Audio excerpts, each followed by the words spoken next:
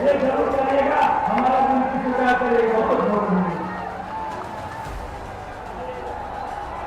अब मैं माननीय उत्तर प्रदेश के मुख्यमंत्री बाबा आदित्यनाथ जी से आग्रह करता हूं कि अपने आशीर्वादों से हम लोगों को संबोधित करें।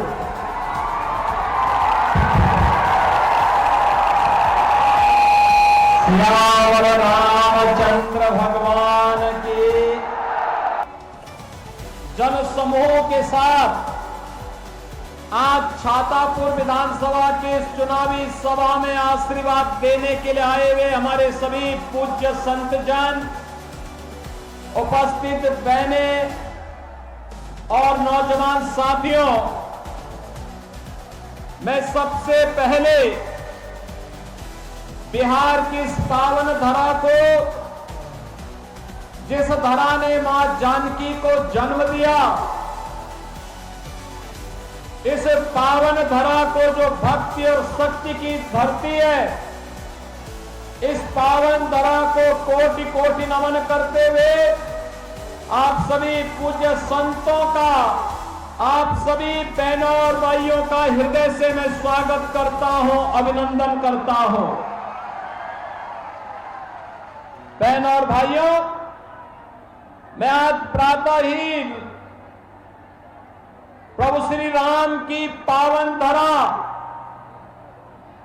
अयोध्या की पावन धरती से सीधे बिहार के अंदर आया हूं।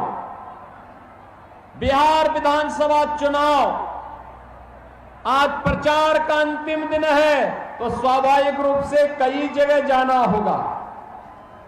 इससे पहले 2 जनसभाओं को संबोधित करके वे तीसरी में मैं आया हूं और अभी मुझे और जगह जाना है, इसलिए मैं आपके बीच में आया हूं।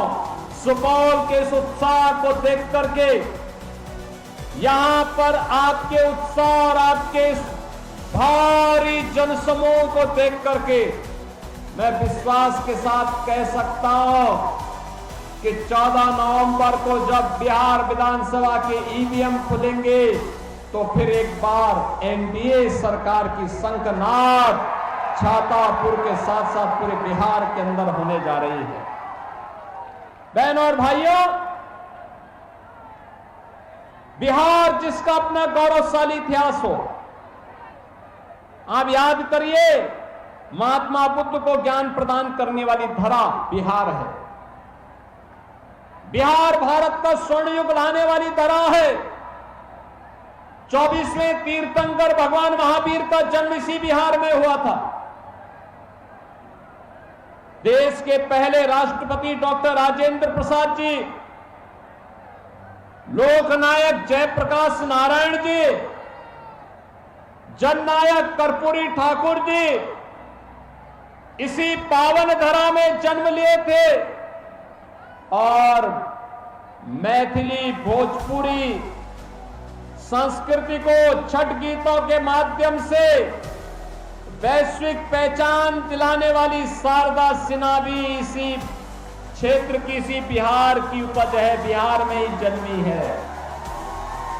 बहनों और भाइयों, ये बिहार, जिस बिहार ने आर्यभट्ट जैसा खगोल शास्त्री दिया हो, जिस बिहार ने भारत के स्वर्ण युग को लाने वाले चाणक्य और चंद्रगुप्त मौर्य की जोड़ी दी हो, वह बिहार किन कारणों से बीमारू हो गया था? कौन वे कारक थे कि बिहार को लोग जंगल राज के रूप में जानने लगे थे? बहनों और भाइयों, अगर इस पाप का दोषी कोई है तो वह केवल और केवल कांग्रेस और आरजेडी इस पाप के भागीदार हैं।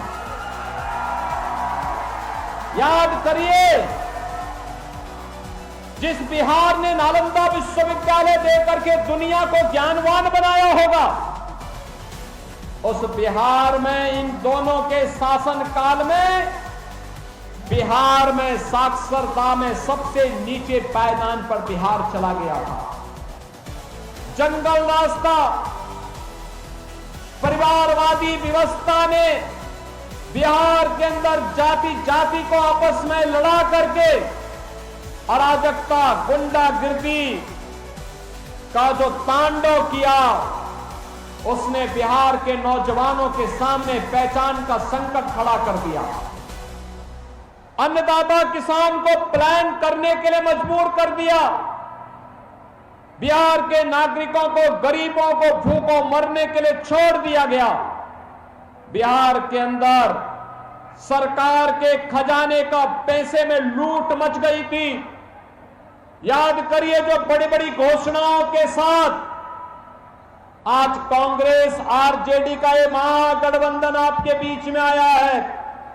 बहन और भाइयों, ये केवल और केवल एक धोखा है, धोखा।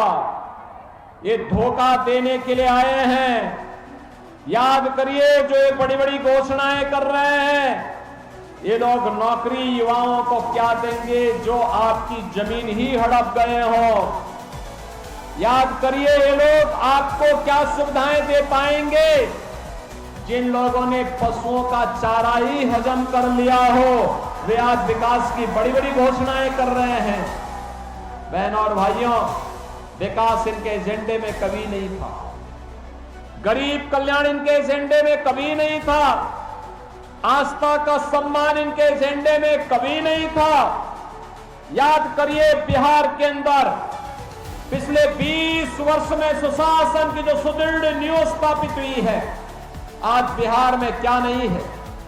सड़क है, बिजली है, पानी है, रेलवे की कनेक्टिविटी है, एयर कनेक्टिविटी है, एनआईटी है, आईआईटी है, आईएम है, एम्स है, इंजीनियरिंग कॉलेजेस की श्रृंखला है, मेडिकल कॉलेजेस की श्रृंखला आज बिहार के अंदर दिखाई दे रही है।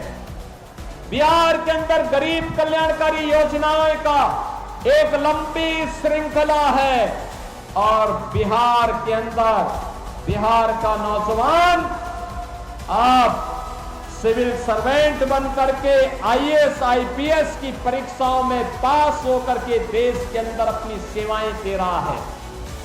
मल्टीनेशनल कंपनियों में जाकर के बिहार का नौजवान बिहार को एक नई पहचान दिला रहा है। स्वयं का स्टार्टअप स्थापित करते हुए उद्यमी के रूप में अपनी एक नई पहचान बना रहा है।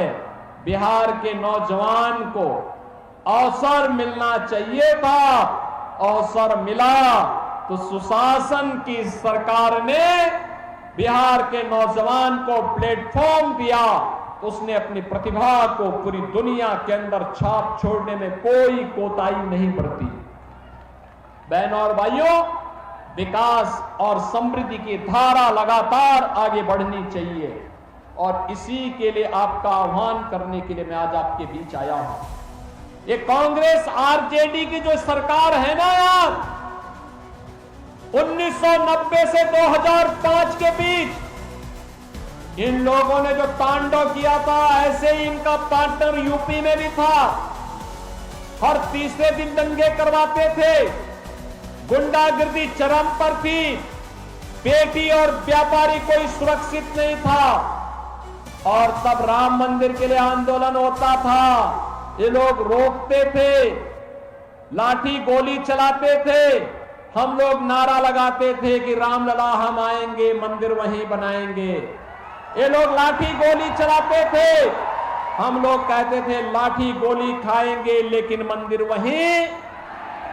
और देखो ना, यूपी में डबल इंजन की सरकार बनी, मोदी जी प्रधानमंत्री हैं, उत्तर प्रदेश में सरकार बनी, अयोध्या में भगवान राम का भव्य मंदिर का निर्माण हो गया है।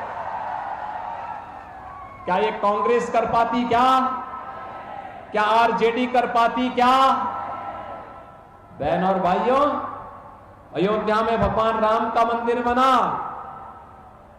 तो सीतामढ़ी में मां जानकी का भी भव्य मंदिर का निर्माण एनडीए सरकार करा रही है। अयोध्या में इंटरनेशनल एयरपोर्ट बनाया गया, उसका नामकरण महर्षि वाल्मीकि के नाम पर। यात्रियों के रहने के लिए जो रेन बसेरा बने हैं, उनका नामकरण निषाद राज के नाम पर। भक्त और श्रद्धालुओं के लिए जहां प्रसाद बनता है उसका नामकरण माता सबरी के नाम पर। और अब तो